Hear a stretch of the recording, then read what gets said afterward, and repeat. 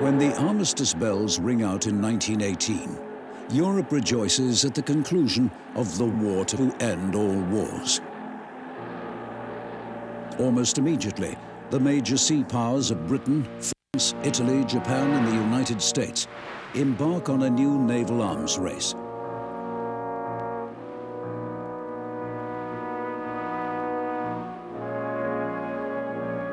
Efforts are made to bring this military expansion under control. And at the Washington Conference of 1921, strict rules are set down governing the naval tonnage which each nation may possess. In order to bring the navies within these limits, orders for more warships still under construction are cancelled, and many older vessels are scrapped.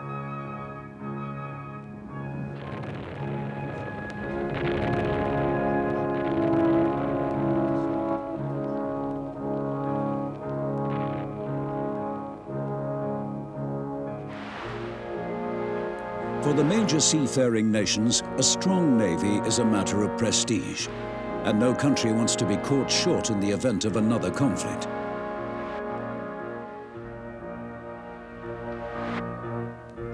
The rise of fascism in Europe has been marked by a return to militarism and rearmament. And so, despite the agreements, each nation is seeking ways to circumvent the Washington restrictions. Germany is not a party to the Washington Conference. The German fleet was scuttled at Scapa Flow in 1919, and any rebuilding of their navy is in theory done under the harsher constraints of the Versailles Treaty. By the mid-1930s, a full-scale arms race is in progress, and the treaty restrictions of Washington and Versailles are being more or less openly flaunted.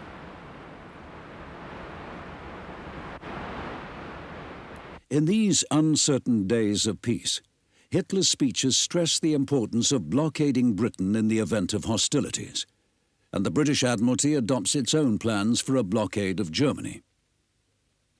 The Kriegsmarine has fared badly during this new era of expansion, but Hitler has promised his naval commander, Admiral Raeder, that he will not precipitate a war until 1944, by which time the German Navy will be more than a match for its rivals. The British military expect that there will be war by the end of 1939. And as the German expansion accelerates, so too does the risk of conflict. On September 1, 1939, German forces invade Poland without warning. 2 days later, after the expiry of an ultimatum calling for withdrawal of German forces, Britain declares war. Within hours of the declaration, the British steamer Athenia is torpedoed and sunk by a German U-boat.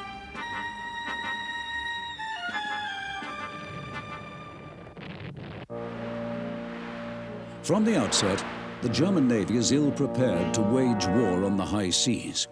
They are totally deficient in the type and numbers of ships required to engage in fleet actions or open battle.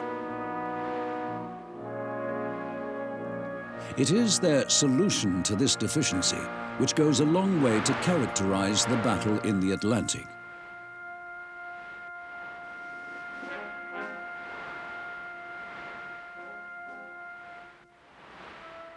Germany's principal concern is to effect a blockade around Britain, and so their ships embark on a campaign of hit-and-run attacks against Allied vessels delivered from above and below the waves.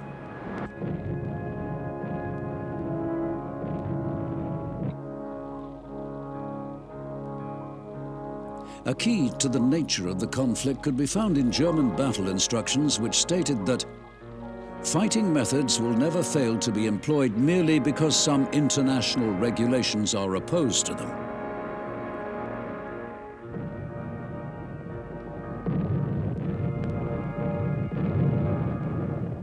The attack on the Athenia was proof of this philosophy, and is interpreted by the British Admiralty as an indication that unrestricted warfare will be waged at sea.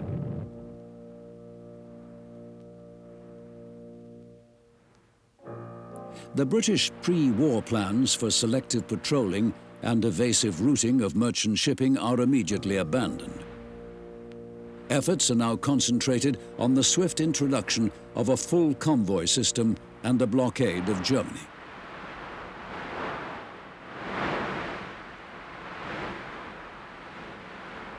The Atlantic campaign begins to take shape in the form of raids against supply ships and counterattacks by their various escorts. Naval actions are fought in and around the convoys, but there are no major exchanges as these actions never involve more than 2 or 3 surface raiders. The bulk of the responsibility for attacks against Allied and neutral shipping is carried by lone U-boats.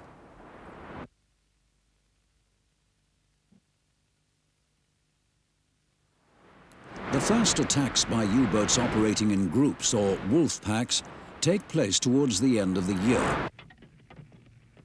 Initially, these attacks have little success, and so the technique is refined so that a U-boat sighting a convoy shadows the ships until all other U-boats in the area are assembled.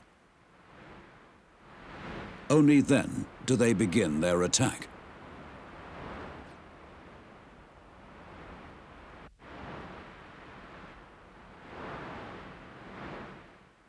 After the U-boats, the next biggest threat to shipping is that posed by mines. Both the British and Germans place mines in the sea lanes and approaches to each other's ports. And the effort to combat them is a costly one, which ties up valuable ships and personnel. The effort is, however, very necessary. Allied losses to mines by the end of 1939 are in excess of 250,000 tons.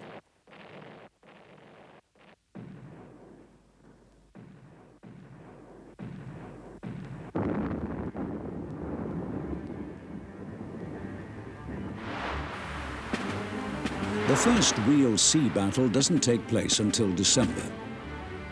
Shortly before the outbreak of war, the German Navy had deployed submarines and surface vessels unobserved to be on station from the North Sea to the South Atlantic.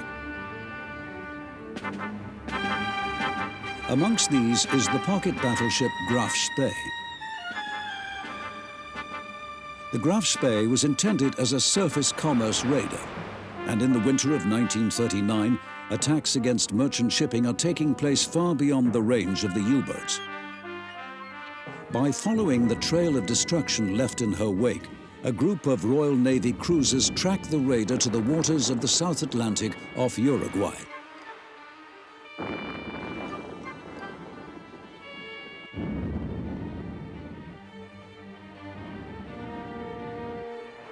Here, on the 13th of December, in the Battle of the River Plate, the British cruisers inflict heavy damage and force the Graf Spee to withdraw to the neutral port of Montevideo.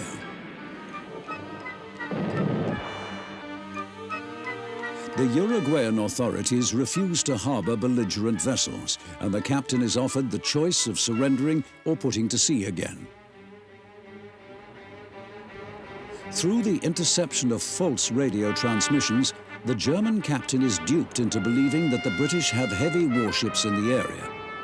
And so, on the 17th of the month, to avoid capture or further loss of life, the captain scuttles the Graf Spee outside the harbor. The Graf Spee had long been thought of as some sort of wonder ship, but in combat she had revealed many limitations, and her destruction was as much a moral victory as it was a practical one.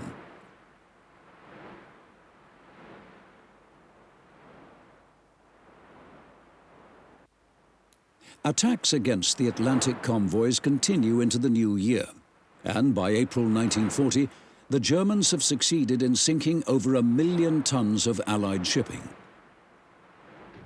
The bulk of this can be claimed by their U-boats, but their surface fleet is now set to play a larger part in military operations.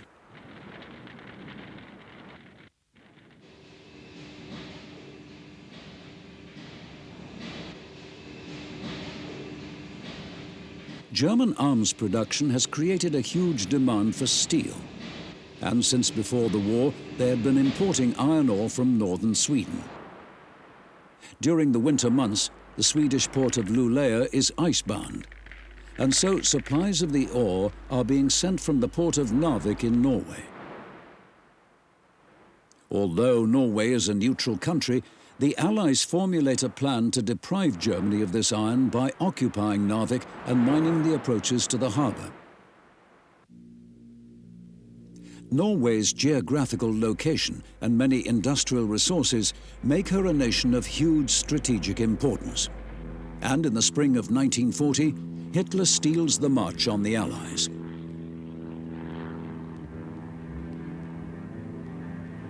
On April the 8th, German forces launch a combined airborne and amphibious assault on several points along the Norwegian coast.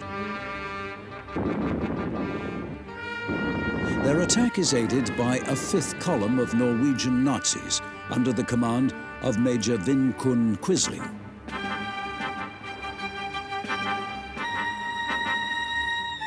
The response from the Allies is swift, with troops being landed at various fishing ports and attacks on German shipping by surface units, aircraft and submarines, claiming 3 cruisers.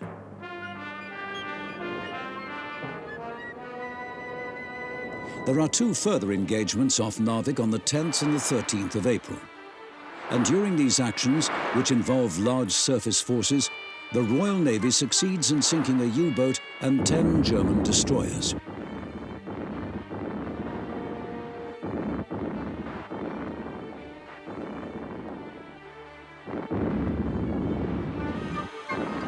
Malfunctioning torpedoes add to the German frustrations, and despite dozens of attacks made by U-boats during the critical campaign, only 1 torpedo succeeds in detonating against an Allied ship.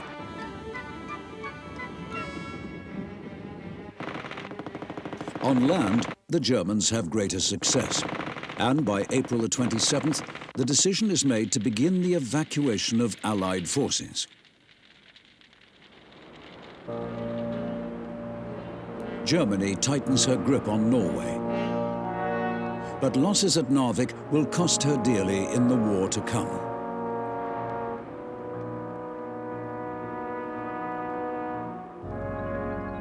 In May, the Allied fortunes suffer a further reversal when German advances push them back to the French coast. A massive operation is set in motion to evacuate thousands of troops from Dunkirk and the surrounding beaches. As a result of their losses at Narvik, the Germans have insufficient surface vessels available to break up the evacuation fleet, and they are forced to conduct their attacks from the air. More than 300,000 troops are evacuated during the operation, and the German inability to secure naval or air superiority in the evacuation area indicates that they are not yet in a position to launch an invasion against Britain.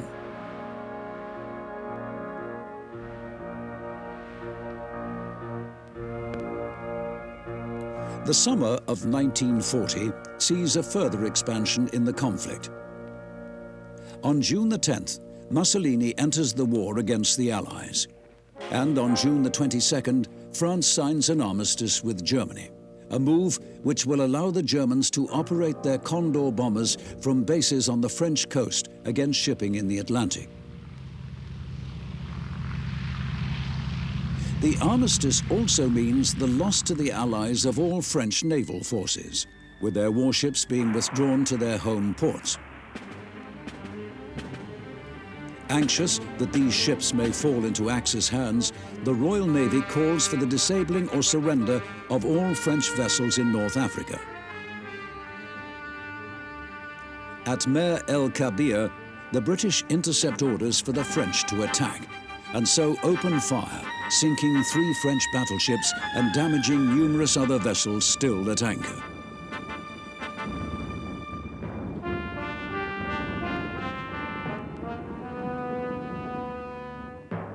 Italy's entry into the war immediately challenges Allied dominance of the Mediterranean.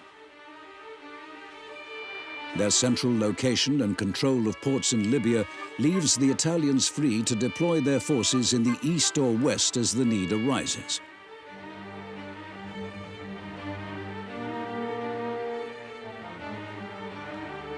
This effectively splits the Royal Navy into 2 separate units, with one fleet at Alexandria and the other at Gibraltar.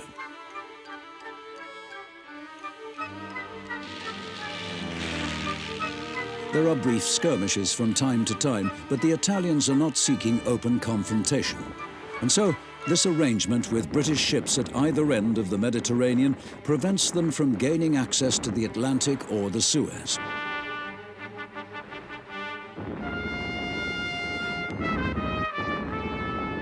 The Italian strategy is essentially a defensive one.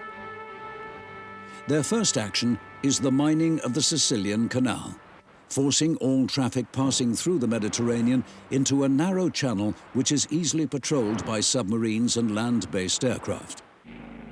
This makes the task of supplying British garrisons in the Middle East and Egypt a hazardous one, and involves large numbers of warships with escort duties.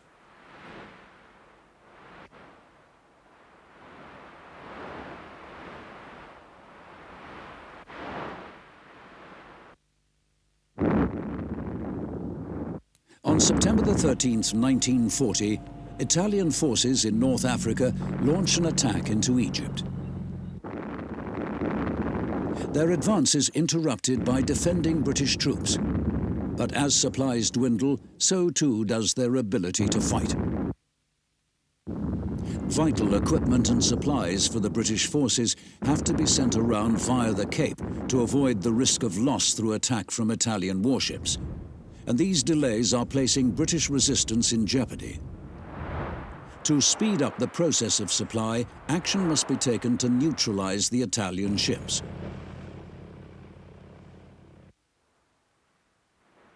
With the Italians reluctant to be drawn into a fleet action, some other solution must be found, a solution which will change the course of naval warfare.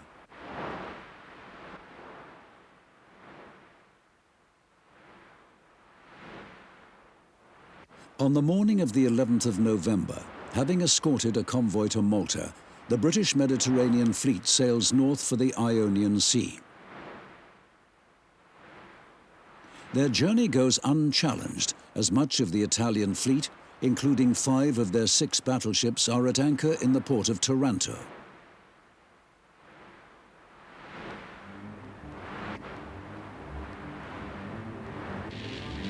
By 9 o'clock that evening, the carrier Illustrious has launched its first flight of bombers. 2 hours later, Taranto harbour is lit up by flares, followed by the bombing of oil storage facilities to draw the attention of the anti-aircraft batteries. The noise of the exploding oil stores is joined within minutes by that of torpedoes striking Italian battleships. At midnight, a second wave of torpedo bombers strike, and by the time they have passed, 3 battleships lie crippled. For 2 of the ships, it will be several months before they're back in action. The third will never see service again.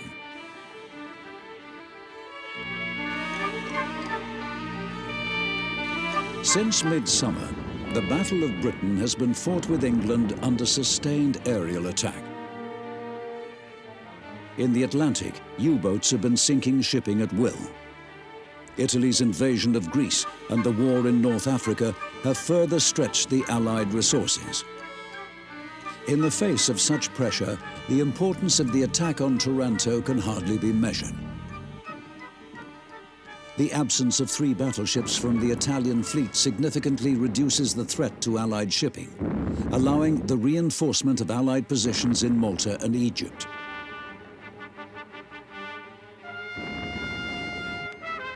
Taranto is the first Allied victory since the fall of France. But more important than the victory is the manner in which it was achieved. Since 1571 at the Battle of Lepanto, the big gun has been the final arbiter in all major naval engagements.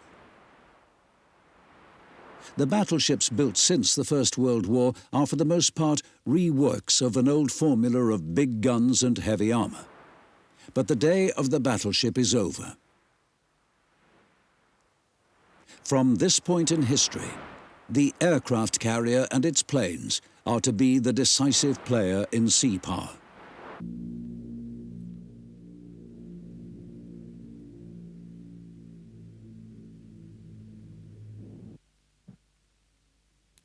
Events in the Mediterranean are viewed with great interest from afar. On the other side of the world, naval experts of the Imperial Japanese fleet study carefully all the available details of the attack on Taranto. They too would like to be able to destroy an enemy navy without having to undergo the perils of a fleet engagement.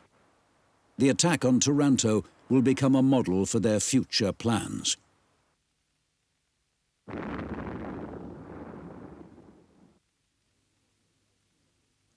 Towards the end of 1940, the Italian war efforts are in disarray, with their troops in North Africa in retreat, and their Greek campaign at a standstill.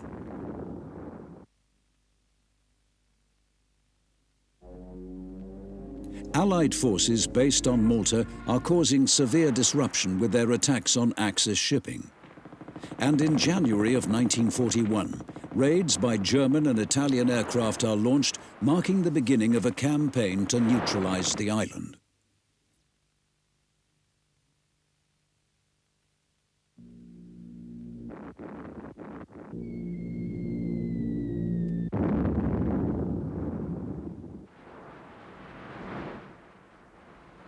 In February, German troops under General Rommel arrive in Libya, and their presence soon swings the tide of battle in the Axis favor once again.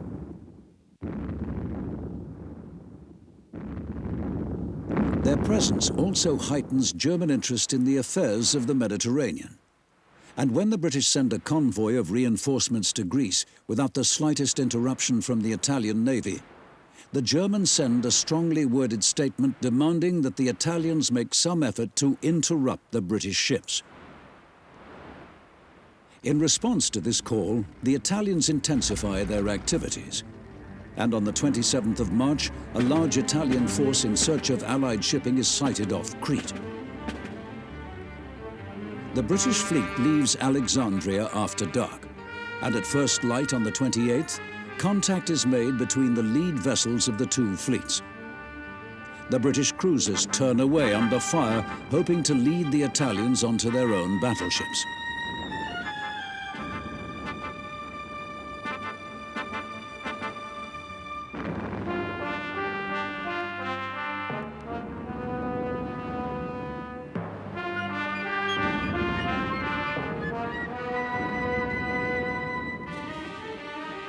The Italian commander, rightly suspecting such a trap, breaks off the attack and turns his force west. At first, the Italian ships look set to escape, but afternoon strikes by torpedo planes succeed in slowing down some of them.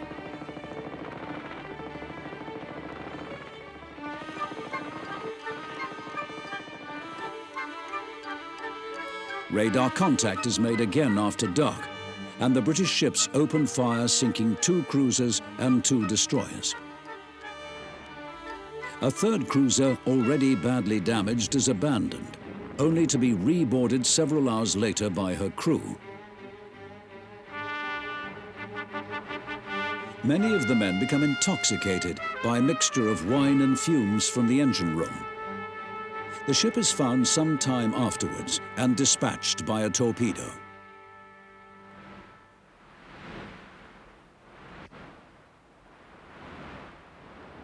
The loss of 5 ships at Cape Matapan further reduces the Italian capacity to interfere with convoy operations.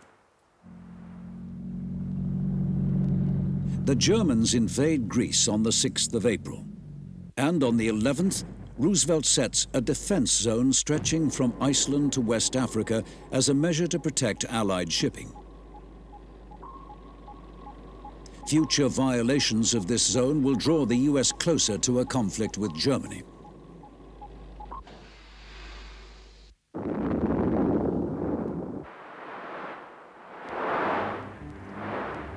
On May the 21st, the German battleship Bismarck and her escorts leave Norwegian waters to begin a campaign of commerce raiding. Warned in advance by naval intelligence, a British task force is dispatched to intercept them. The Bismarck is engaged on the 24th, but her superior firepower inflicts serious damage on the battleship Prince of Wales and sinks the British cruiser Hood.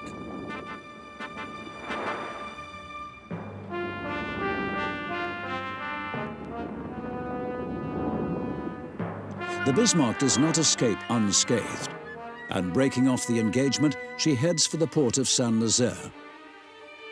The British force follows, and successive attacks by torpedo planes on the 25th and 26th succeed in damaging her steering gear and propellers. Destroyers continue the attack by night, and on the morning of the 27th, after a further exchange with British warships, the Bismarck is finally sent to the deep.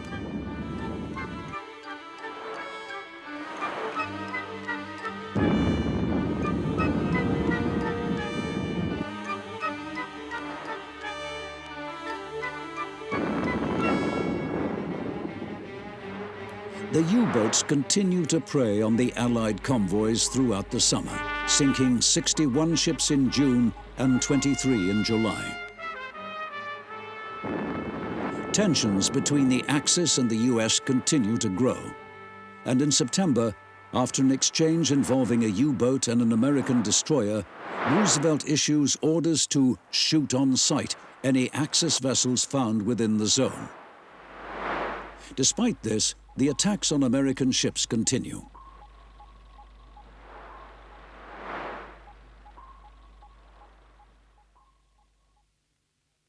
In November, the British carrier Ark Royal is sunk by a U-boat 25 miles from Malta, and the Australian cruiser Sydney falls victim to a merchant raider disguised as a Dutch cargo ship.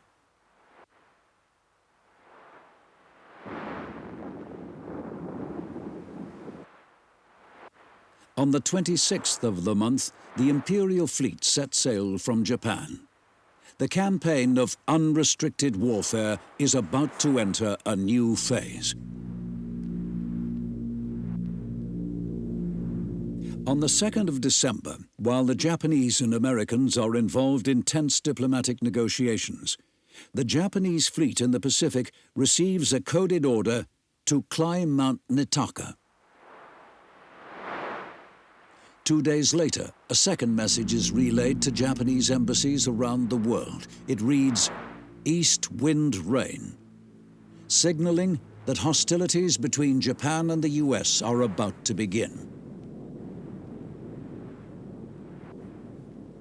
On the morning of December the 7th, 1941, after months of rigorous training, the crews aboard 6 Japanese aircraft carriers prepare to climb Mount Nitaka. At 6 a.m. local time, the first wave of torpedo bombers take off.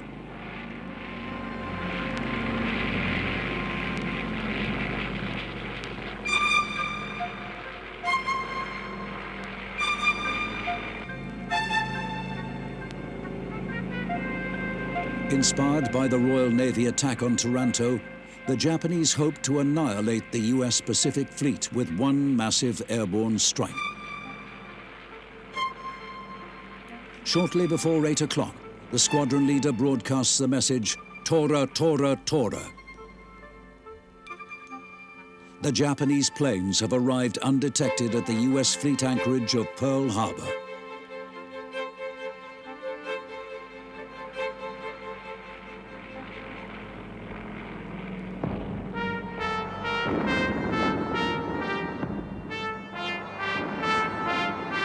The port is set ablaze by the bombs and torpedoes, while nearby airfields are strafed to reduce the risk of any airborne response. As at Taranto, the attack is followed by a second wave of bombers, but the sheer scale of the Japanese operation dwarfs its predecessor.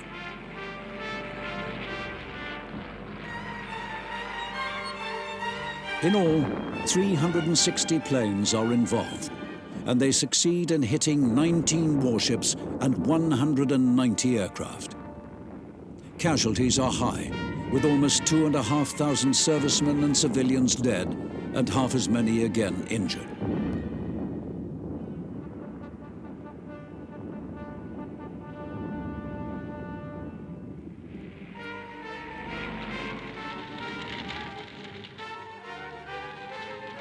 The attack has temporarily deprived the US of any means by which to challenge the Japanese in the Pacific. But in strategic terms, it is a failure. All three carriers of the US Pacific Fleet were at sea and remain untouched. Of the ships sunk in such shallow water, many will be saved. The Japanese have achieved what their most senior admiral warned. They have merely managed to rouse a sleeping giant.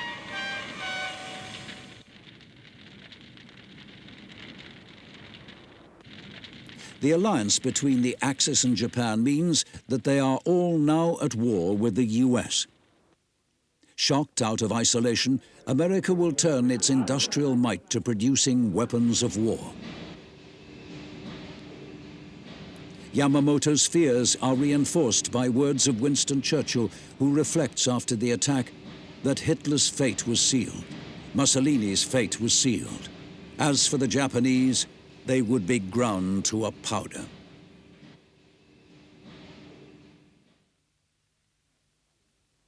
At the same time as the attack on Pearl Harbor, the Japanese launched strikes into Thailand and Malaya.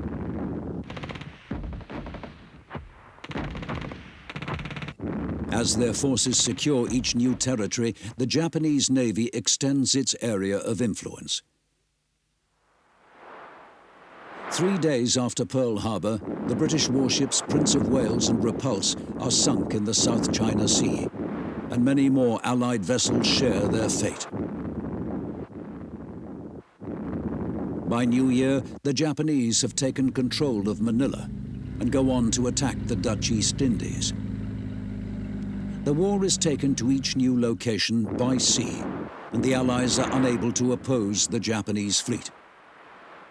By February 1942, their conquest has put Japanese planes within striking range of Australia, and they bomb Port Darwin on the 19th of the month.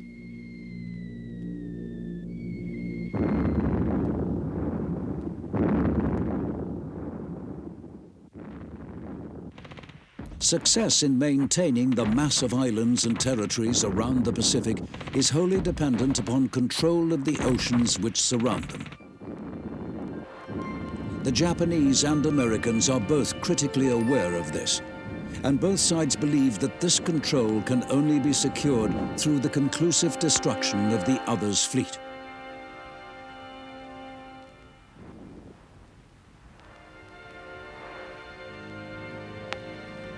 This desire on the Japanese side is further heightened after the US launch a carrier-borne attack against several Japanese cities. The effect on morale is enormous, and the Japanese Admiralty determines to bring the US fleet into conflict for its final destruction.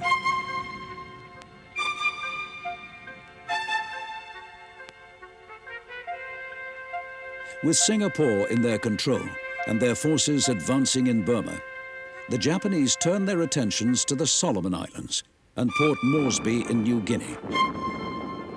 The proximity of Port Moresby to Australia will compel the US to intervene. And with this in mind, the Japanese devise an elaborate pincer plan involving carriers and a landing force which will be used to trap and destroy the US warships should they interfere.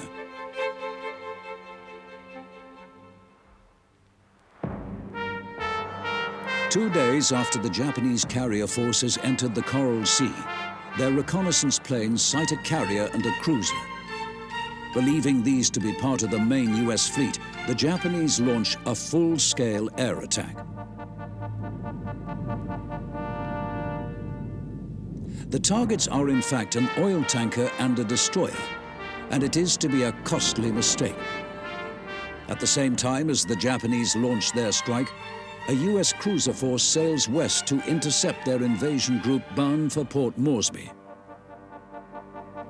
This force in turn is attacked by Japanese planes based at Rabaul. With all available aircraft engaged away from their ships, the Japanese carrier fleet has left itself wide open to attack. In another case of mistaken identity, this time by US observers, Japanese cruisers and destroyers are reported as cruisers and carriers. An airstrike is launched from the carrier Yorktown, but the pilots are fortunate, spotting a real carrier while en route to their bogus target. At 11:33 a.m., the operations room aboard Yorktown receives the message, "Scratch 1 flap top." The carrier Shoho has been destroyed.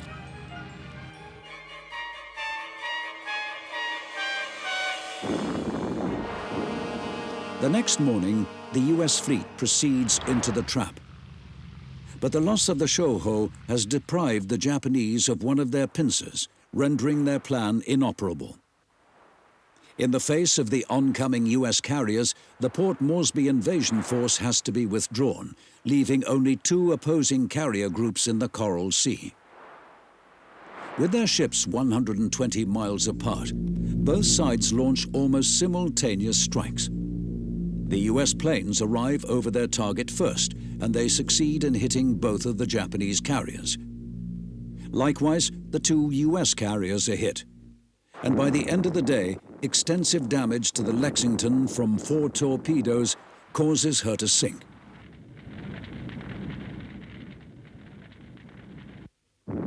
In the first major naval engagement in history, where neither side's ships were in view of the other, the Americans have traded a fleet carrier for a small Japanese escort carrier. For the Japanese, it is a Pyrrhic victory, the first of many. The Japanese have lost several of their most experienced pilots. They are also forced to abandon their invasion plans and withdraw 2 carriers from service. The absence of both carriers and pilots will be a significant factor in their changing fortune.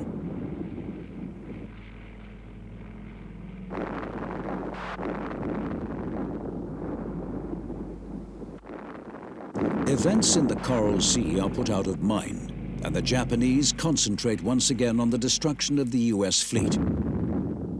Their bait this time is to be the island of Midway. Midway, when taken, will offer the Japanese a forward base from which to attack Pearl Harbor. The US fleet must commit themselves to defend the island, and so the Japanese devise yet another elaborate plan involving decoys and pincer movements.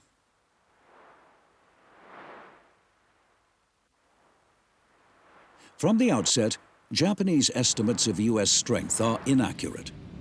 Poor intelligence from the Coral Sea operation leads them to believe that any surviving US carrier will be out of service for months. The Yorktown had indeed been badly damaged, with initial estimates putting the repair time at 90 days. But 1,500 men had made her battle-worthy again in just 2. By comparison, US intelligence is clairvoyant, and submarines sent to report on the US naval movements arrive at Pearl Harbor 2 days after the fleet has left. Midway itself is turned into a fortress with barbed wire, sandbags, and more than 100 aircraft. These will provide the US with a long-range reconnaissance and bombing capability.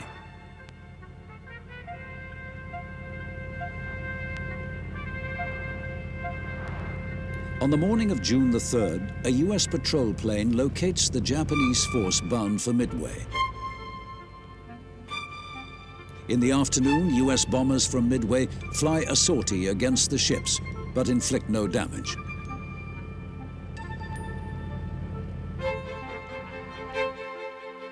The bombers on the island will, however, be an important factor in the battle for the island.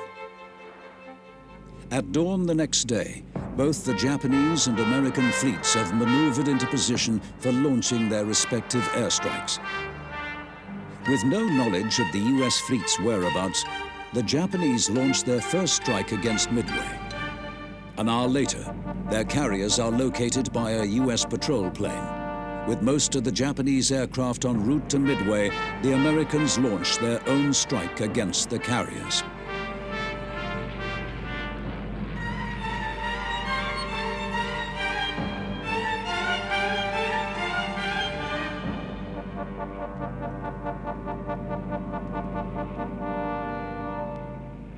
The attack on Midway itself is met with fierce resistance, making it a costly affair for the Japanese planes. The defenders even managed to launch their own counterstrike. And this attack by the aircraft from Midway, although ineffectual, forces the Japanese commander to consider another strike against the island. Eventually, the order is given to rearm a reserve group of torpedo planes with conventional bombs for a second attack. These planes were being held in reserve for action against hostile naval forces and are in the middle of rearming when the Japanese receive their first reports of US ships in the area. It is some time later that the US ships are identified as carriers, and the order is given to rearm with torpedoes again, at which point their own planes are returning from Midway. The Japanese carriers are at their most vulnerable, their hangars filled with ordnance and their decks in confusion. It is precisely the time when the Americans plan to strike. The first wave of US torpedo planes take little advantage of the situation. Failing to coordinate their attack, they are mauled by the Japanese fighters.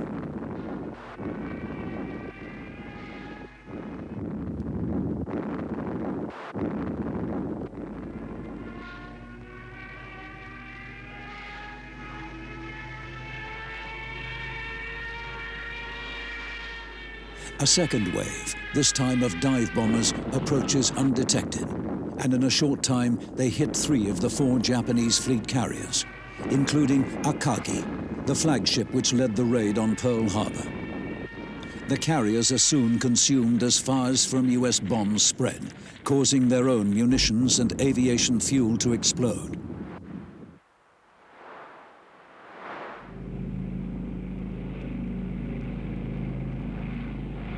The 4th carrier, Hiryu, manages to launch a strike against the Yorktown, dealing her a devastating blow. But Hiryu herself is found and destroyed by US bombers. Having lost 4 fleet carriers and hundreds of aircraft, the Japanese are forced to withdraw. The crippled Yorktown is taken in tow, but succumbs 2 days later when torpedoed by a Japanese submarine. She is the last victim of the Battle of Midway.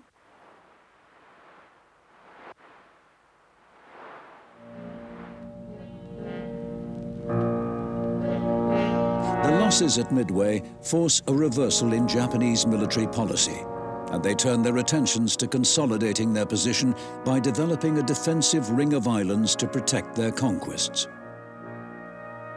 In line with this plan, they begin construction of an airbase on Guadalcanal in the Solomon Islands.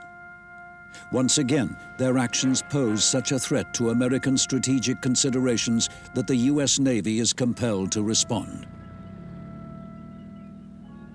This time, however, there is no intention on the Japanese side to provoke a reaction, and no elaborate trap in waiting.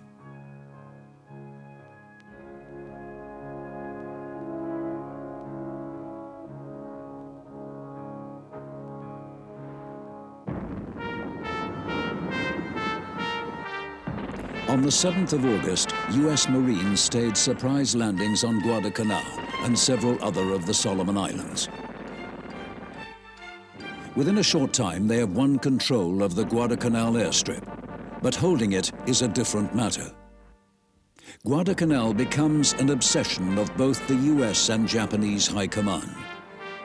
The fighting on land is fierce, and the waters around the Solomons acquire nicknames like Torpedo Junction and Iron Bottom Sound, clear reference to the perils faced by ships venturing into the area.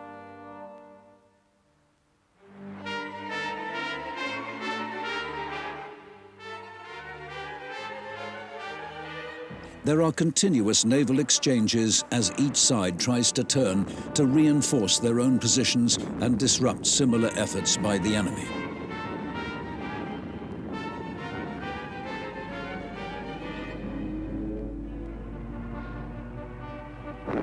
Simultaneous sightings of opposing carrier groups on October the 26th marks the start of the first major battle in the Solomons. The US aircraft score the first hits, badly damaging 2 Japanese carriers. Only moments later, the Japanese planes reply with devastating attacks on the carriers Hornet and Enterprise. The Hornet is left dead in the water, where she is sunk by torpedoes. The rest of the carriers on both sides are so badly damaged in this Battle of Santa Cruz that all must be withdrawn from service.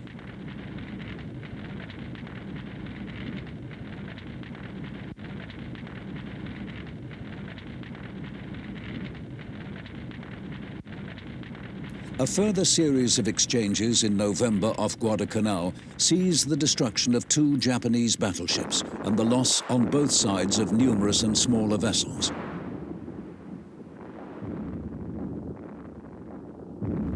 These losses eventually forced the Japanese to abandon their efforts in the Solomon Islands. For the US, Guadalcanal is to become the first stepping stone of their island-hopping campaign.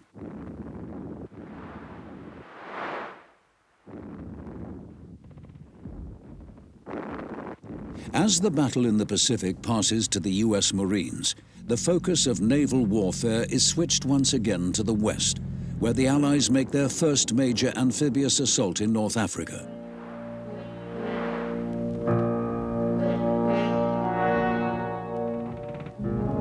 November also sees the scuttling of the French fleet at Toulon after the city is occupied by German troops. In the spring of the new year, a change in the Enigma cipher frustrates efforts to predict U-boat movements. Free from Allied interference, the German submarines sink shipping at will. Their attacks reach a peak in March, with almost 700,000 tons of shipping sent to the deep.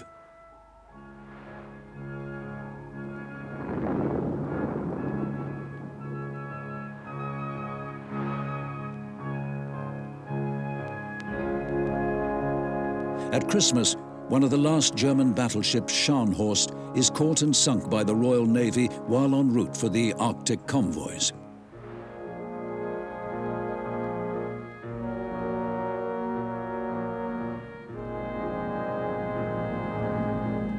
In 1944, Britain's coastal towns play host as ships are massed in preparation for the invasion of Europe.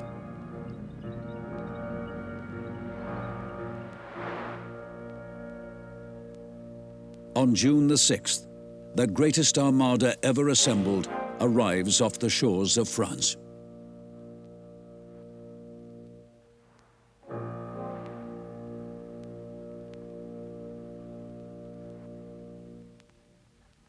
Within days of the Normandy landings, the spotlight falls once again on events in the Pacific.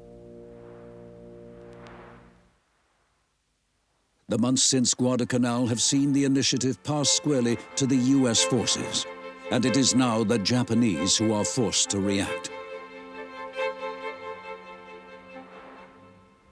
Attacks by sea and air on June the 11th signal the beginning of the US assault on the Marianas Islands.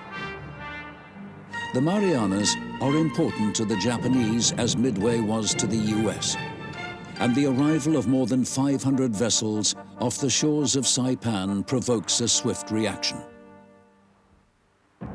The Japanese dispatch a carrier force to the Philippine Sea in the hope of crushing the Americans between their fleet and shore-based aircraft.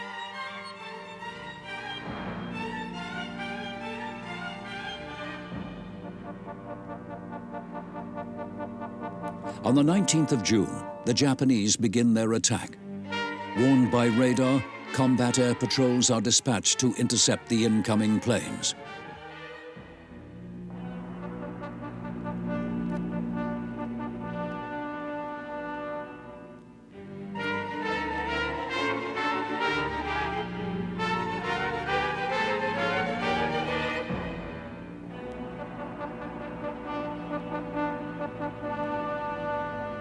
Those that evade the US fighters fare little better when they reach the carriers and are driven off or destroyed by anti-aircraft fire.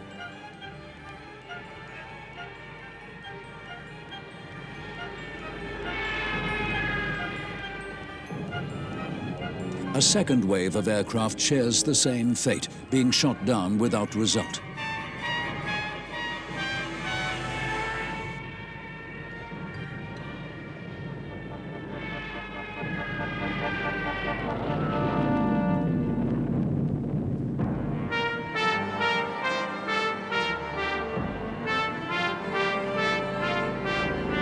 The American planes strafe the airfields on Saipan to prevent any shore-based reprisal, and submarines add to the Japanese losses by torpedoing 2 of their carriers.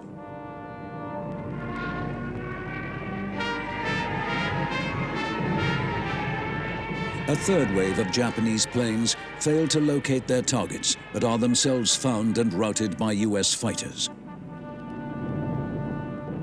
The fourth and final assault by Japanese aircraft has no better luck and is again shot down without result.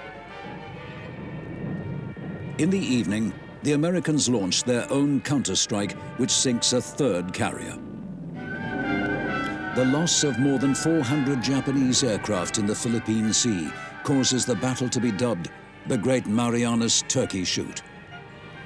These losses also ensure that the Japanese will never again deploy an effective carrier force against the US.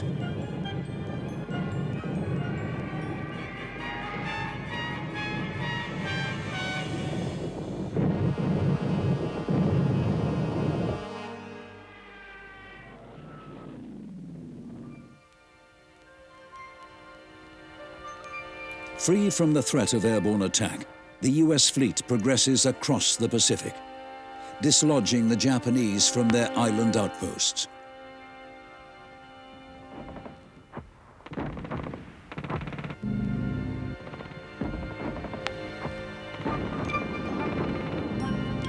Long-range bombers from the Marianas Islands are taking the war to the Japanese mainland. And in October, General MacArthur is set to realize his promise to the people of the Philippines.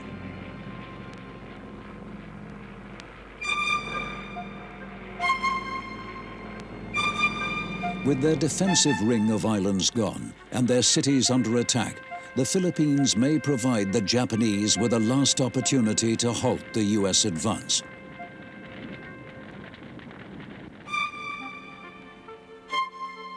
The loss of their carrier pilots in the Philippine seas means that the Japanese carriers are all but redundant as a fighting force. This situation gives rise to 2 schools of thought on how best to defeat the US forces. Operation Show is the official solution, a typically complex plan which will involve every available warship in the Imperial fleet. The second solution, dreamed up by members of the now stranded Fleet Air Arm, is something more sinister. And in the days before the Leyte invasion, the first of the kamikazes gives his life for the Emperor.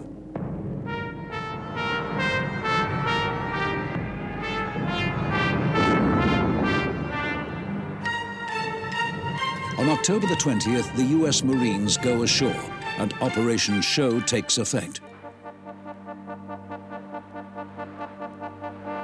The Japanese Admiralty dispatched 2 battle groups and a carrier force for the Gulf of Leyte. The carriers will be used as bait to draw the US carrier force into conflict away from the island. The 2 battle groups will then be free to approach and destroy the unprotected invasion force. On the 24th of October, the greatest sea battle of the Second World War opens with an air attack on the US ships off Leyte.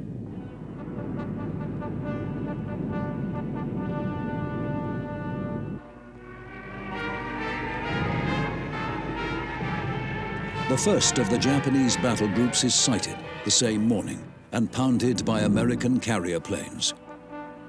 The remaining ships in the group feign a withdrawal, but turn once again, intent on a rendezvous with the second battle group at the US anchorage the next morning.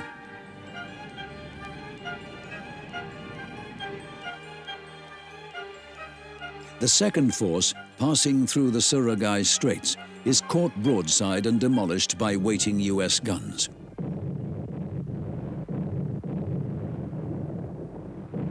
Believing that the Japanese warship pose no further threat, the main US carrier force sets off next day to eliminate their Japanese counterparts. The decoy plan has worked perfectly, and the survivors from 1st Japanese Battle Group move in to attack the US transports.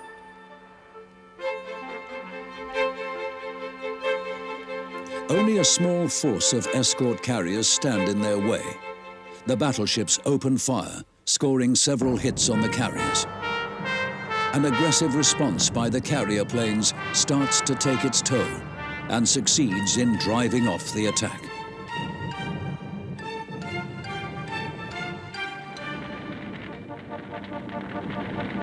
Leyte Gulf is the last major naval engagement of the war, and one which has all but destroyed the Imperial fleet. The Japanese military now adopt suicidal tactics as a means to defeat the US carriers.